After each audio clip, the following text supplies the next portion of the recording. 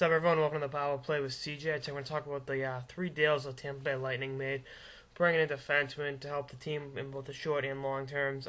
As I did in the episode, my last episode about the Lightning, it hasn't really been a good year for them, obviously. Haven't lived up to expectations, and as poor as the goaltending has been, the defense has been suspect too. It's had more leaks than the Iraqi Navy. Haha, I made that joke. But let's analyze it. Right off the bat, we got Mike Commodore, former Stanley Cup winner with the Carolina Hurricanes back in 2006. Getting him from Detroit for a conditional pick, that's really nothing. Mike Commodore make him tough to play against in the short term, but at the same time, I don't know. I think they're gonna try him out and see, what he can do for the team long term. I think if he's worth signing an extension for a couple of years, good. If not, he's not, but he's a good player. I always liked him. He played hard. He's got 32 years old, so he's not exactly the youngest guy out there. He's got, he had 2 assists in 17 games with the Wings this year, so the offensive numbers really aren't there. But you don't lose anything for him.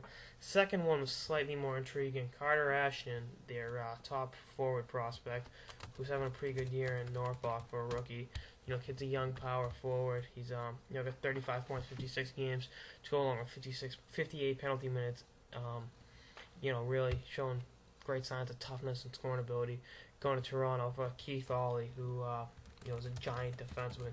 But Ashton is a prototypical Brian Burke player, fit right up there in Toronto with what they're trying to do. And he's take some time, but I think he'll be a good player in the NHL. Keith Ollie, 6'6", 215 pounds, and in 17 games with the Leafs has 2 assists and 1 assist in 23 games with the Toronto Marlies. 22 years old, so young kid, plenty of upside. Got some, maybe a little bit of the Zdeno Chara thing going on, where he's a big kid with long reach. I don't think he'll develop offensively to the level that Big Z has. But, I think just being a big guy, makes you tougher to play against, keeps the shots to the outside, does stuff like that. And, I think his upside's there, and we'll see where he turns out. Maybe more of a Darian Hatcher, so it's even better, for what the game he's suited to play. It's a more accurate comparison. Char is obviously the better player than Hatcher over the years. And finally, the most intriguing one, in my opinion, was Brian Lee, the former 9th overall pick of the Ottawa Senators in 2005, which was Sidney Crosby's draft year. For Matt Gilroy. We'll talk about Gilroy in a second. But, Lee hasn't really lived up to expectations since being a top 10 pick.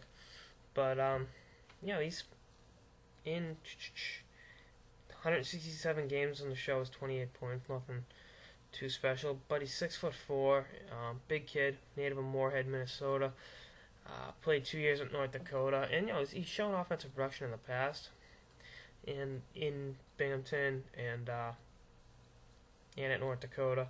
So, I think there's still room to develop with him. I wouldn't say Ottawa gave up on him per se.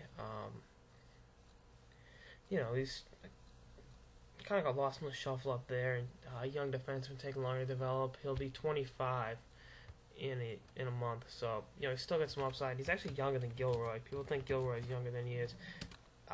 I've been watching Matt Gilroy play for a number of years. He's about 3 years younger than Matt Gilroy. Matt Gilroy is going to be 28 in July. He's older. He was 21 as a freshman at BU.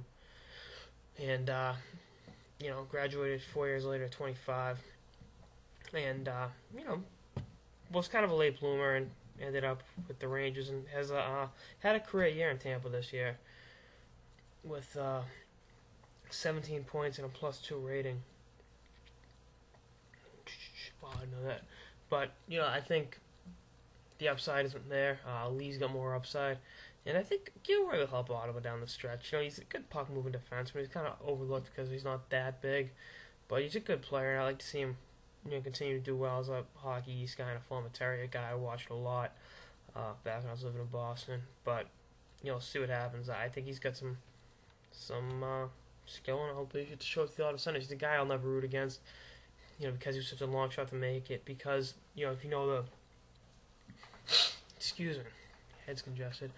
He wears number 97, which is a weird number for a defenseman or really anyone. But he wears it. His brother died when he was little, and that was his brother's hockey number. So I always really liked that he's done that, and made it look pretty good. And he really honored his brother with a hell of a hockey career. From BU to the Rangers to the Lightning. He was counted out too many times, and continue to prevail. And I think he's gonna bring that attitude to Ottawa and continue to become a better player. But that's all I got on the Tampa Bay Lightning's 3 trades that brought 3 new defensemen into the organization. And see how it all shakes up. I think Lee and all restricted free agents at the end of the year, they'll both be re-signed. Like I said, they're both big guys.